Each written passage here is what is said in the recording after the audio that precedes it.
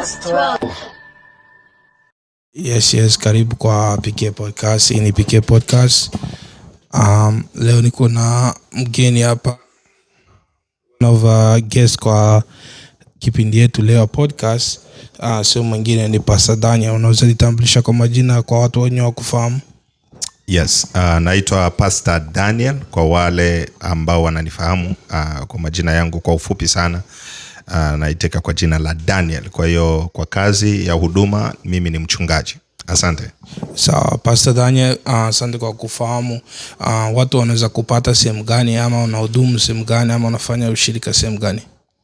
Tuko napatikana hapa San Diego, California, kwenye address ya 3060 54th Street. Ndio mahali tunafanya huduma kwa kanisa linaitwa Calvary Pentecostal Church. Kwa hiyo hapo ndio tunapatikana. Pia kwenye mitandao ya kijamii ukisearch Calvary Pentecostal Church ama Pastor Daniel Baltazar utatupata, tuko hapo pia, na kwenye social media platforms zingine vile vile, na namba za simu, nafikiri kila kitu kiko hapo ndani. Ndio Pastor. Mimi kitu nilitamani, ama watu wangetamani, watu wenyewe wanatufuata kwa mtandao, ni kutaka kujua testimony yako, ulianzia wapi, kisa ama shina ya imani yako, ya Swahili inapotea, ni ilianzia wapi? Yes. Ndio, mimi nimeokoka, ninaokoka. Yesu ni Bwana, nampenda Yesu, na nikisema kwamba shina ya wokovu, namna tulivyopokea wokovu, ni historia ndefu kidogo. Kwa hiyo nimezaliwa kwenye familia ya Kikristo, tumekomalia kwenye nyumba za Kikristo. Kwa hiyo maisha yetu yamekuwa, tumejipata ndani ya familia za Kikristo. Kwa hiyo hatujawa sana na safari yenye changamoto sana kwa habari ya wokovu. Labda kwenye habari ya wito, hapo ndipo tuna habari fupi kwa kueleza namna ambavyo tumetembea katika wokovu mpaka kufika hapa ambapo tumefika kwenye huduma na kazi ambayo tunaifanya sasa katika mwili wa Kristo.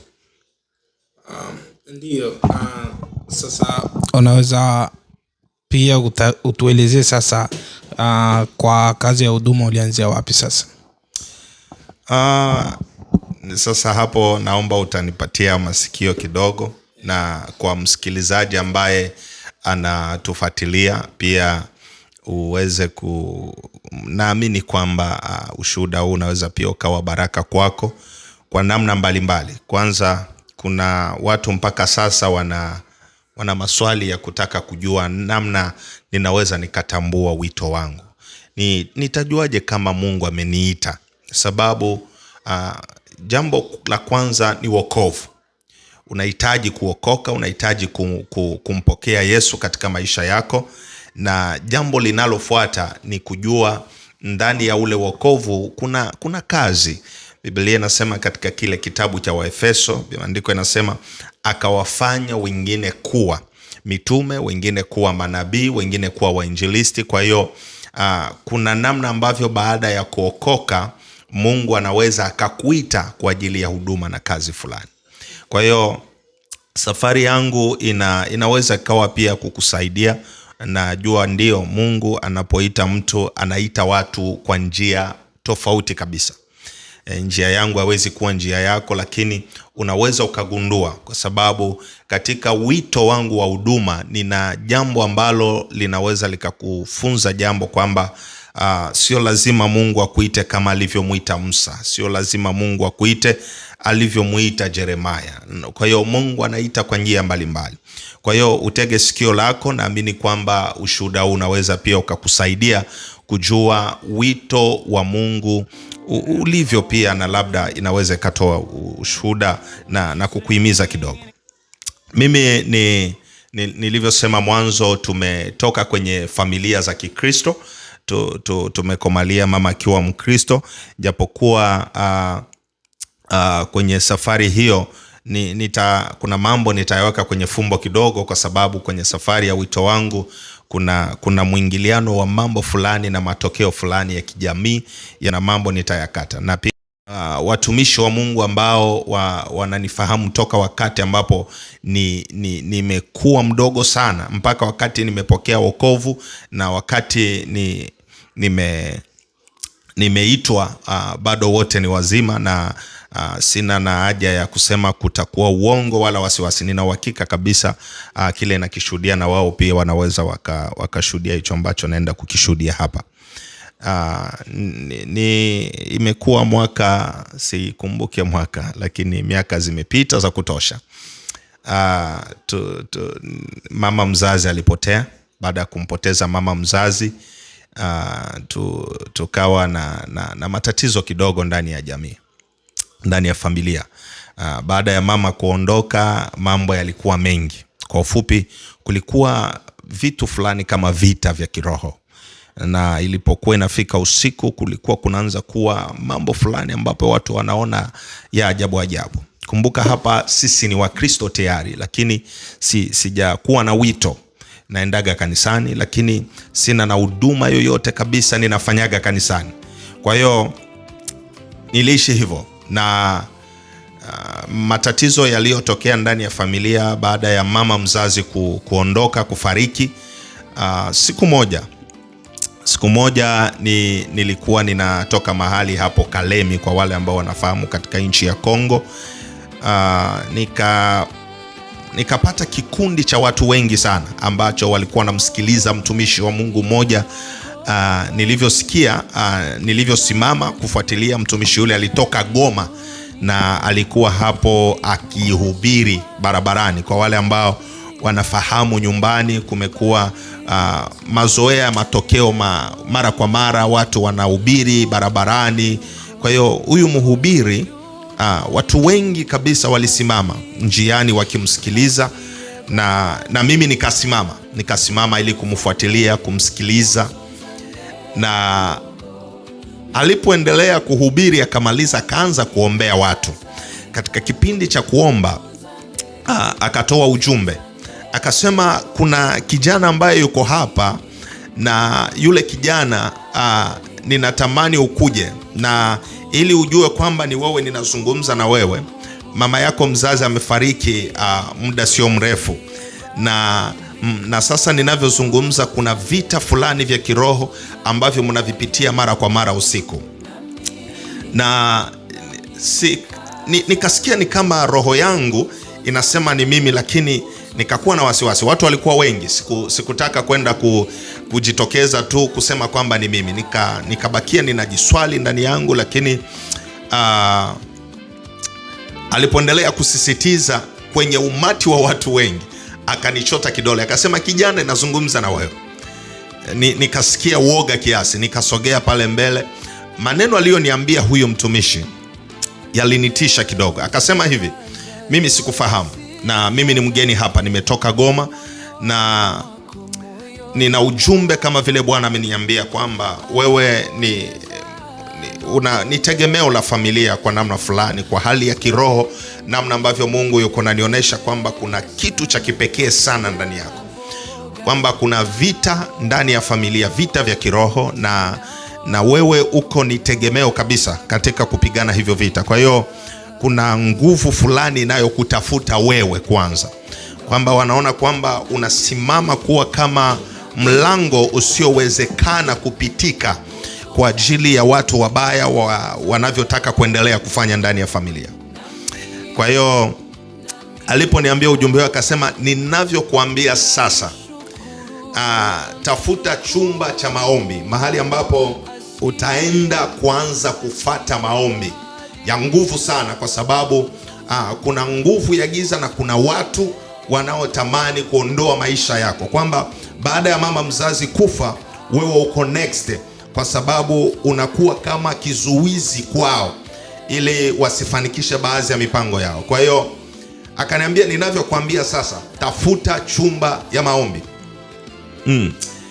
Ujumbe ule ulinitisha na kuniogopesha, nikilinganisha na habari ya mambo fulani ambayo tumekuwa tukipitia usiku mara kwa mara tunapoenda kulala, yakakuwa yanaleta wasiwasi kidogo. Kwa hiyo nakumbuka usiku huo mimi narudi nyumbani. Usiku ule nimelala. Baada ya siku 2 kupokea ujumbe huo, nikaona ndoto fulani usiku. Huu ni ushuhuda wa wito wangu, namna ambavyo nimeitwa.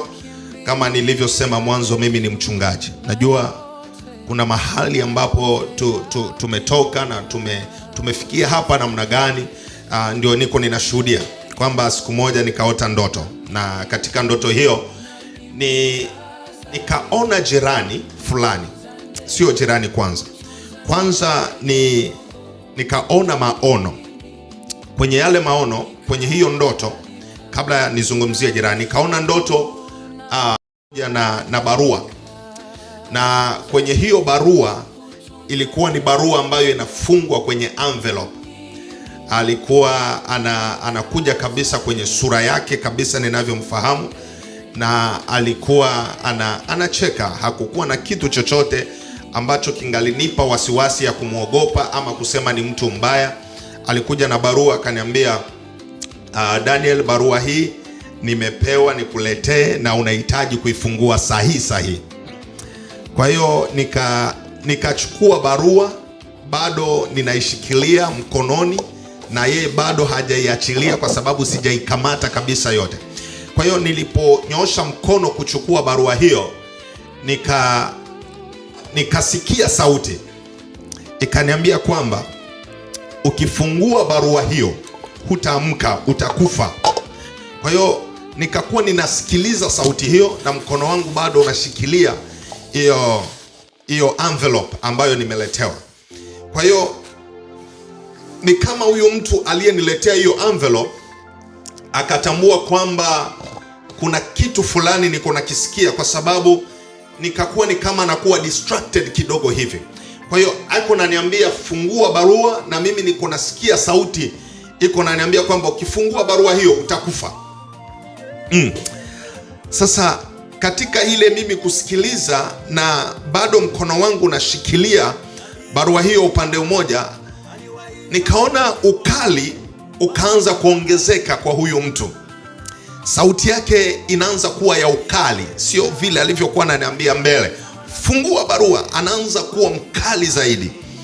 Kwa hiyo alivyozidi kuwa mkali, na ndivyo nilivyoendelea kusikiliza hiyo sauti iko naniambia ukifungua hiyo barua hutaamka, utakufa. Kwa hiyo wakati ukali wake uliendelea, nikamtazama kwenye macho, nikaona macho ya huyu mtu yanabadilika. Macho yanaanza kuwa na rangi nyingine ya kutisha kabisa, huku akipaza sauti fungua barua, na macho yake yakibadilika. Nilipomtazama kwenye macho, ndio nikagundua, nikasema kumbe wewe si mtu mzuri, kumbe ndio vile unakuwaka. Nilimuita kwa jina, nikasema kumbe ndio vile unakuwaka. Kwa hiyo mara moja nikastuka kwenye hiyo ndoto, nikawa ninatetemeka sana. Na nilipoamka, ndoto hiyo iliniogopesha, nikaanza kuomba. Nikaomba. Katika kuomba sasa nikaona maono. Nilipokuwa ninaombea nikikemea hicho nilichokiota kwenye ndoto, nikaona maono haya. Nikamuona jirani fulani, tunakaa naye hapo. Jirani anakuja, lakini alivyokuja ni mama alikuwa anavalia mavazi moja ambayo sio ya kawaida. Anafunga tu kikwembe kwenye kifua, yuko miguu chini, lakini kwenye uso wake kulikuwa kuna vitu fulani amepakapaka, na kwa hiyo alikuwa kwenye hali fulani ambayo sio nzuri.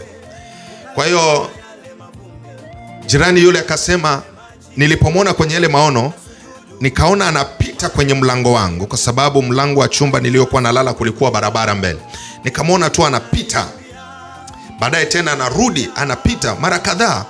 Nikashindwa, huyu mama ni jirani, ninamfahamu, lakini kwa nini anapita hapa, na hali yake sio nzuri. Na kila ninapokuwa nikiona anapita, nasikia mwili ni kama unasisimuka hivi, nasikia unaingia baridi sana. Nikaendelea kukemea.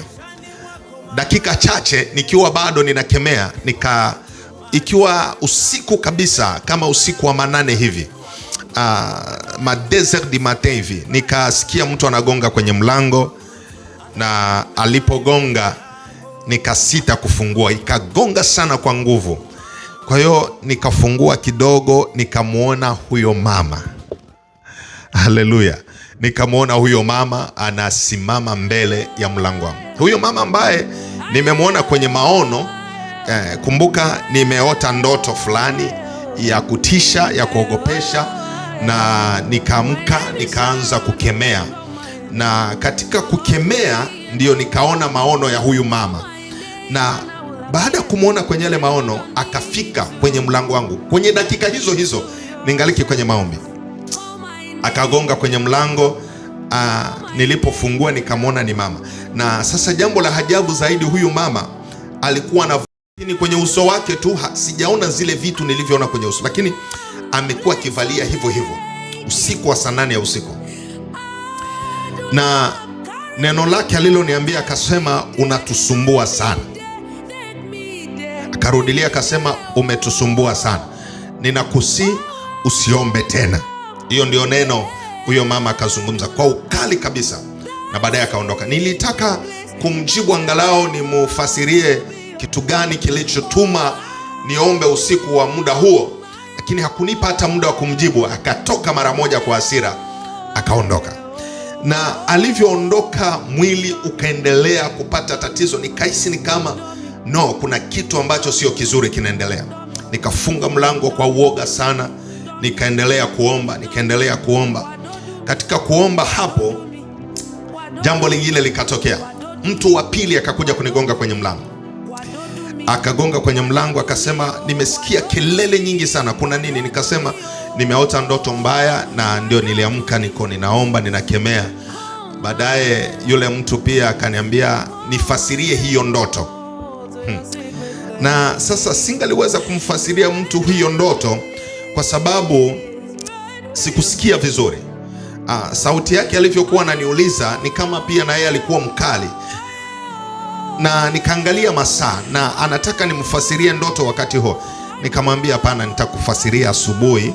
Kaniambia lazima utaniambia kitu kilichokusababisha uko unaomba muda huu, lazima utaniambia.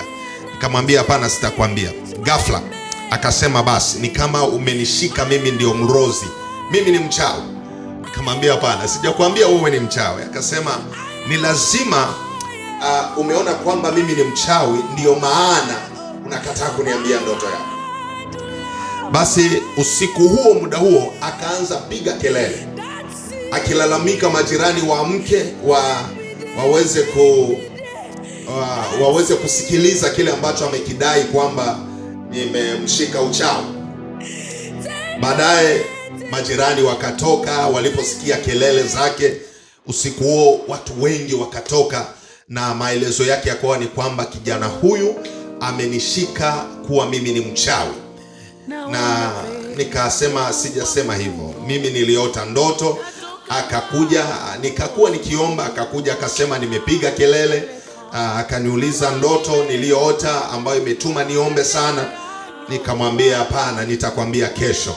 Basi hiyo ndio maneno yangu, na yeye akadai kwamba nimemshika uchawi. Haleluya. Naamini kwamba ndugu, kunanifuatilia, ni ushuhuda wangu wa namna ambavyo nimepokea wito katika huduma.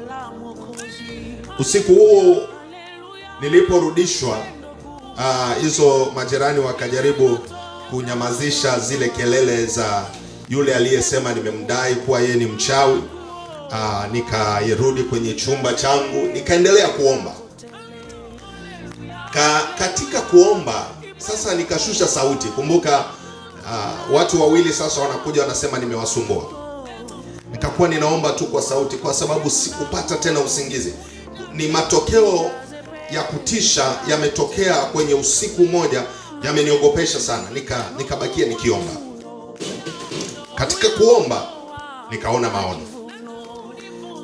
maono yale ambayo nimeyaona tena. Nikaona kwenye nyumba yangu kuna shushwa kitu fulani kama kabox kadogo namna hii, kanashushwa, na nikawa ninatazama. Kumbuka ni mara ya kwanza nikionaona maono haya. Nimekuwa nikiotaota mandoto, lakini ukiwa macho wazi, haya maono ninaona macho yakiwa wazi. Ninaona kaboksi kanashushwa kwenye nyumba na hakakushuka chini, kakabakilia kwenye hewa namna hii. Baadaye nikasikia sauti inaniambia kwamba kwenye hapo kaboksi kuna kitu muhimu sana ambacho ndani hicho kitu kitakusaidia katika vita unavyopitia. Na sauti hiyo ikaniambia, chukua kaboksi hako. Nikaelekezwa njia ambayo ninaweza nikaenda. Kuna mtu ambaye atanisaidia kufungua hicho ambacho kiko hapo ndani. Na kwenye maono hiyo, ilipofika asubuhi mapema sana, kitu nilichofanya ni kuelekea, kwa sababu njia niliyoelekezwa kwamba ushuke na njia hiyo, kuna mtu ni chumba ya maombi. Ni njia ambayo tunaifahamu. Unajua nyumbani, kila barabara unayopita utapatana kuna kanisa, utapatana kuna chumba cha maombi. Kwa hiyo hiyo barabara niliyoelekezwa ni barabara ninaifahamu, na kuna kuaga chumba cha maombi, watu wanaomba, kuna kanisa ambayo mimi ninaiona mara kwa mara, lakini wasiingie hapo. Kwa hiyo asubuhi mapema sana nikashuka hapo. Nilipofika kwenye hiyo mahali, jambo tena la kunitisha na la kuogopesha, nikampata baba mchungaji wa pale, yuko kwenye dirisha la kanisa. Yuko ndani ya kanisa, lakini yuko kwenye dirisha. Unajua makanisa yetu ya nyumbani yanakuwa madirisha hayafungwi, yako wazi. Kwa hiyo yuko ndani, na aliponiona akaniambia, kijana, tokea jana usiku nimeambiwa kwamba nikungoje. Chochote kabisa, sijampatia maelezo yoyote kuhusu kile ambacho kilinitokea, lakini aliponiona akaniambia tu, kijana, ni wewe, niliambiwa tokea jana usiku kwamba nikungoje. Yuko mzima mpaka leo na ndiye baba yangu wa kiroho. Aliponiambia hivyo, akaniingiza ndani kanisani alimokuwa, akaniambia niingie. Nilivyoingia sijamwambia chochote. Yeye ndo alianza kuniambia, niliambiwa tokea jana usiku nikungoje hapa. Alichoniambia kwamba piga magoti, nataka tuombe. Sasa nikawa ninasema, sasa huyu baba hawezi hata kunipa muda nimweleze ni kitu gani ambacho kimenileta hapa.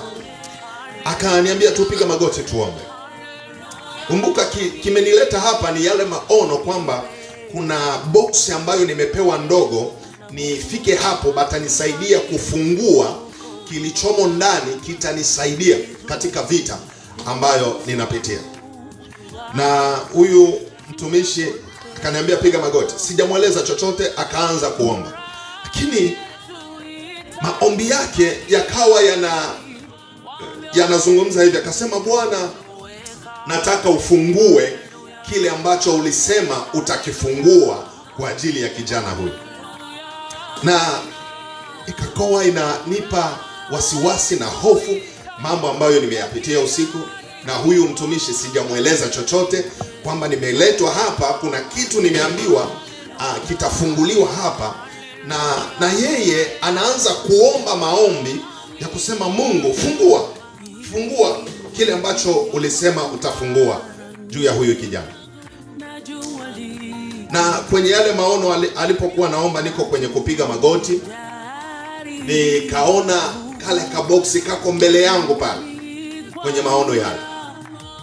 Nafungua macho, sioni kitu, lakini nikifunga macho naona kale kaboksi kako hapo. Na maombi yake yuko tu anaomba, anaweka mikono kichwani kwangu, anasema, Mungu, fungua. Ghafla macho yangu yakafunguka, nikaanza kuona kale kaboksi kanaanza kufunguka. Kanafunguliwa, naona ndani yake kunaanza kutolewa vitu fulani vyeupe. Naona kama ukinunua TV kuna zile vitu vyeupe ambavyo wanaweka kando kwa ajili visiharibike. Nikaona kwenye kale ka box kadogo hivi wanaanza kutoa zile vitu vyeupe ndani, vinatupwa pembeni.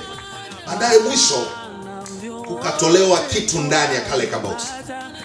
Ilikuwa ni miwani tu ambayo mtu anavaa kwenye macho, ndio ilikuwa ndani ya kale ka box.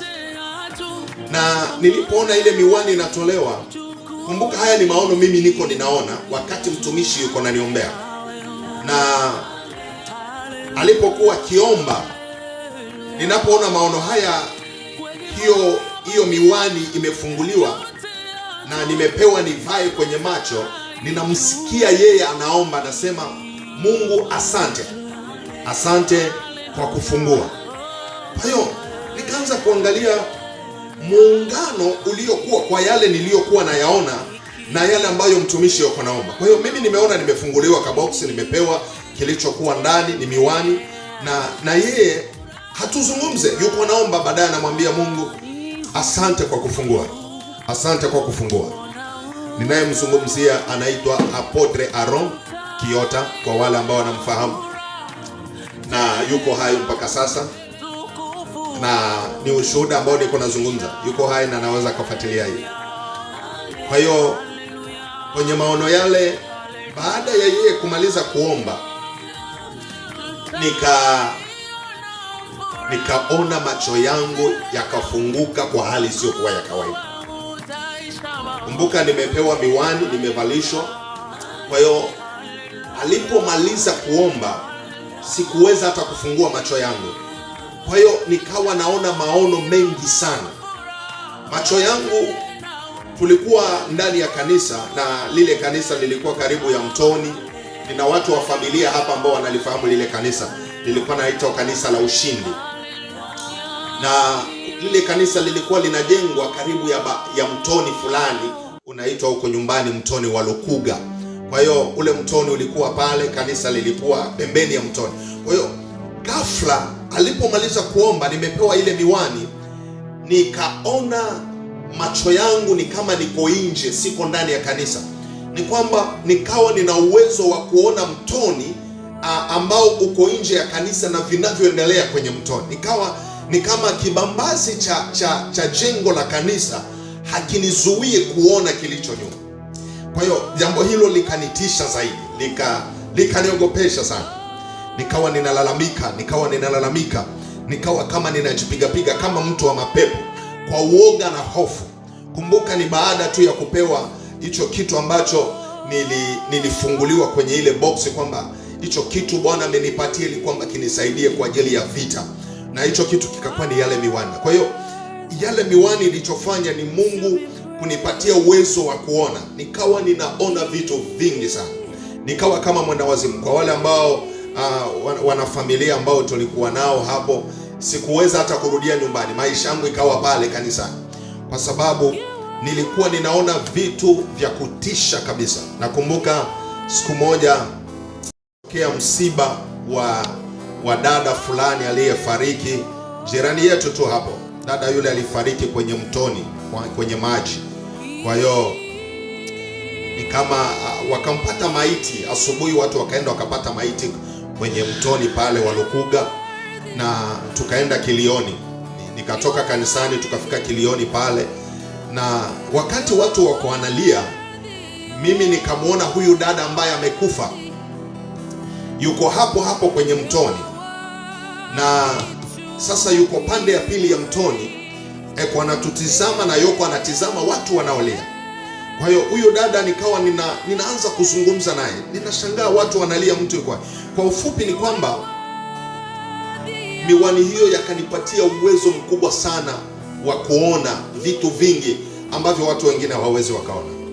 Kwa hiyo ikabidi nibaki hapo kanisani, nianze kufundishwa, nianze kulelewa na yeye ambaye aliyeniombea, Apotre Aaron Kiota, ambaye mpaka sasa nimesema yuko hai, na ndiye akaanza kunifundisha. Na kumbuka hicho nilichopewa, hiyo miwani niliyopewa, sauti iliniambia wazi kwamba hii itakusaidia kwa vita ulionayo.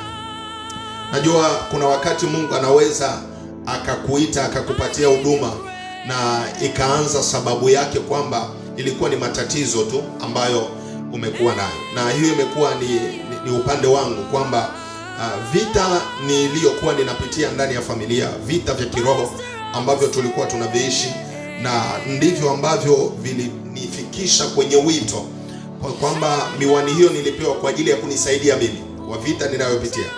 Lakini kanisani pale nikaanza kulelewa na huyu mtumishi, akaanza kunifundisha ili niache kuogopa, niache kulalamika mara kwa mara kulipoingia watu, kwamba nilikuwa na uwezo wa kuona mtu kwamba kuna alama fulani nilikuwa naziona kwenye uso za mtu. Kuna wakati ningaliweza kumuona mtu anaingia ana alama fulani kwenye uso wake, labda alama ya msalaba, labda alama, kuna vitu mbalimbali nilikuwa naona kwenye paja za nyuso za watu, na vilikuwa nanipatia wasiwasi mara kwa mara. Anaingia anasema huyu ana kitu fulani.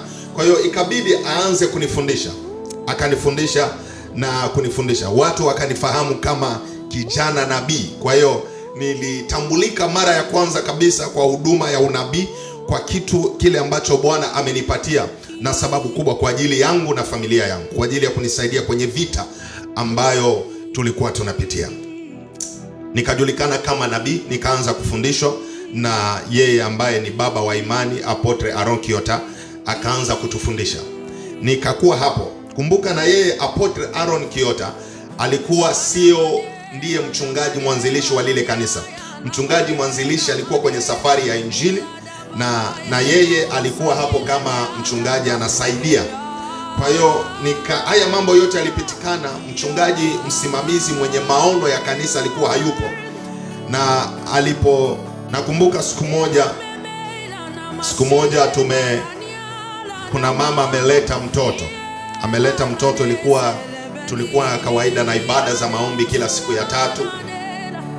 Mama yule analeta mtoto amefariki hospitali. Mtoto amefariki hospitali, anakuja naye hapo kabla tu ibada zetu za jioni za maombi za siku ya tatu ya watu wote waingie. Kwa hiyo ule mama akaleta mtoto hospitali, wamemtangaza kwamba mtoto amefariki. Mama akasema hapana, mimi lazima nimpeleke huyo mtoto kwenye kanisa letu, kwenye maombi yetu, ili kwamba wachungaji wangu ndio wanihakikishie kama kweli huyu mtoto amefariki. Kwa hiyo ule mama akakuja kabla ya ibada, watu wameshafika wachache, maombi haijaanza. Kwa hiyo ikabidi tutoe watu wengine nje ili kwamba tumwombee huyu mama na mtoto wake. Nakumbuka Apotre Aaron Kiota, tunakaa na waombaji wengine, tunatosha kwanza watu wengine wote wale walikuwa wameshafika wanakaa nje mpaka na mama wa mtoto, kwa sababu alikuwa analia, familia walikuwa wanalia, tukawatoa wote nje, tukabakia ndani na mtoto pamoja na waombaji. Hapo ndani tukaendelea kuomba, ikafika saa mtoto bado yuko mauti hivyo alivyo, na hapa sasa nje kumeshajaa watu wengi sana, masaa ya maombi imeshafika, watu wako nje hawawezi wakaingia, tunafanya maombi. Na pia huko nje kuna kilio, watu wanalia mtoto ambaye amefariki wa familia, mama analia, lakini sisi tunaomba hapa ndani. Ilipoenea saa, tukaona waombaji wengine, na baba yangu wa kiroho hapo haombi, yuko anatazama waombaji wanaoomba. Kwa hiyo akaona waombaji wale ambao walikuwa wanaomba wanagusa mtoto kwenye miguu, anaangalia, anaendelea kuomba, lakini anaonesha dalili ni kama hakuna kinachofanyika. Kwa hiyo nikaona yeye baba wa kiroho, yeye Apotre Aaron, akawa anatoa, akimwona muombaji ni kama anakata tamaa, anamtoa nje. Kumbuka hawa watu wako nje, wanaanza kuona muombaji mmoja baada ya mwingine wako natolewa huko nje, mpaka ikafika mahali tukabaki sisi wawili hapo. Na nakumbuka tulikuwa naombea chini ya madhabahu, akasema twende kwa madhabahu. Tulipofika kwenye madhabahu akaniambia niombe. Yeye hapo yuko ananitazama tu. Nilipoendelea kuomba akanisimamisha, akaniambia unaona nini? Nikamwambia nilichoona. Akaniambia sawa, endelea kuomba. Nikaomba. Akaniambia tena simama. simamisha. Nilichokiona nikasema nimemuona mtu. Ule mtu ameingia na maji kwenye beseni, ameyaleta mpaka hapo kwenye madhabahu mahali tulipo, na ule mtu akamchukua mtoto akamweka ndani yale maji. Baada ya dakika chache yule mtoto akaamka. Yale ni maono, niko namfasiria yeye baba yangu wa kiroho yale ambayo nimeona. Baadaye akatuma mtu alete maji kwenye beseni kama nilivyoona. Maji akaletwa, akaweka mkono kwenye maji akayaombea. Baadaye tukaweka mtoto kwenye maji, tukaomba. Baada ya dakika chache mtoto akaamka. Mtoto alipoamka, tukamchukua mtoto, tunatoka naye nje. Watu walikimbia paka na wazazi ambao wa mtoto, familia mzazi wakakimbia kustuka kumwona mtoto ambaye tayari hospitali walitangaza kwamba amefariki.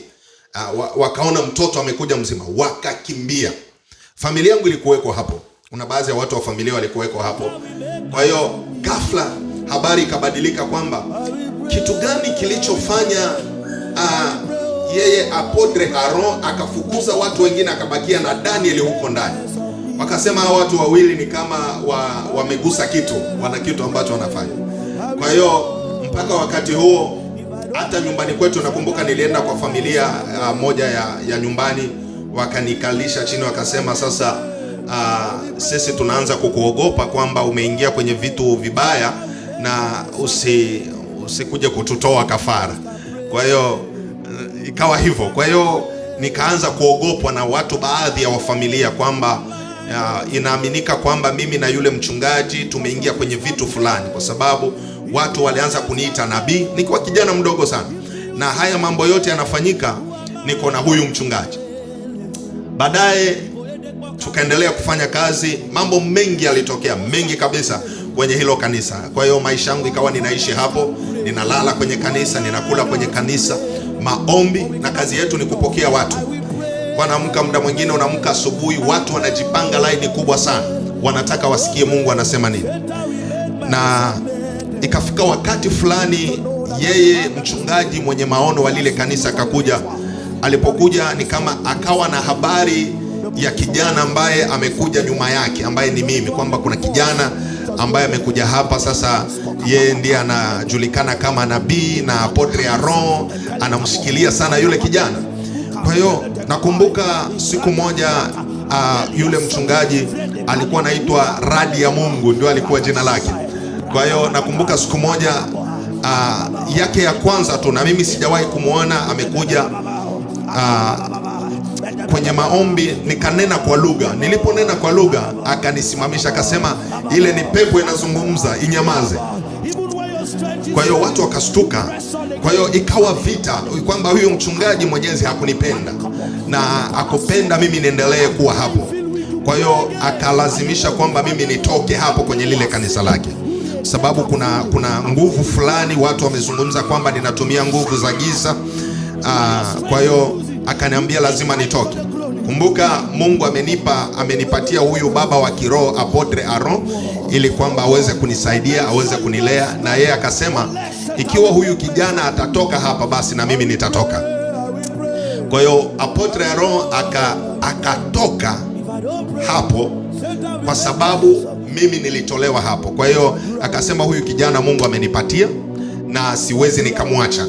Kwa hiyo ikiwa atatoka na mimi ninaondoka. Kwa hiyo nakumbuka usiku huo jioni hiyo tukaenda mahali, kwa wale ambao wanakumbuka pande za Kalemi pale ngambo ya Lukuga, tukaenda kutafuta nyumba moja ambayo ilikuwa wazi, juu kabisa kuko wazi, ilikuwa imejengwa kwa muda haijamaliziwa, juu kuko wazi. Tukaomba wenyeji pale, tukalala kwenye maombi hapo ndani. Usiku ule tumefukuzwa kwenye lile kanisa, tukaanza maombi pale na kukafanyika huduma kubwa sana hapo. Na nakumbuka hapo ndipo maono ya yeye Apotre Aron Kiota yakaanza, ya Mungu akampatia maono ya kuanza huduma inaitwa EGCS, kanisa la Yesu Nijibu. Kwa hiyo kanisa hilo limeanza, yeye na mimi tukiwa ndani ya lile chumba, kwa usiku wa kwanza nimefukuzwa kwenye lile kanisa, na yeye akasema sitamwacha kijana huyu, ni Mungu amenipatia ili mimi niweze kumlea. Kwa hiyo nakumbuka tukaanza ile huduma na nikakomaa zaidi hapo, mpaka tulivyotoka tuliacha kanisa kubwa, na mpaka leo lipo linachungwa na mtumishi wa Mungu anaitwa Pastor Elia, ambaye pia na yeye ni mtoto ambaye alipatikana baadaye kwenye maono, na mpaka sasa kanisa hilo ni kubwa sana Kongo, naamini na naendelea kuwafuatilia Lubumbashi. Kwa wale ambao wanafahamu, Apotre Aaron Kiota anafanya kazi nzuri, na tuko hapa na mimi leo niko hapa kwenye ninajua nilikotoka, ushuhuda wangu kama ambavyo nimezungumza. Mungu amefanya mambo mengi. Nimepita Burundi, kufanya kazi ya Mungu Burundi. Nakumbuka Burundi pale tumepitia vitu mingi, na ushuhuda mrefu ambao naona muda wetu umekuwa mrefu tayari. Kwa hiyo nikapita Kenya, tukafanya kazi ya Mungu Kenya, tukafundishwa pale, kukutana na watumishi wa Mungu. Nimetoka Kenya, nimeingia Marekani, nimefika Marekani kwenye state ya Iowa.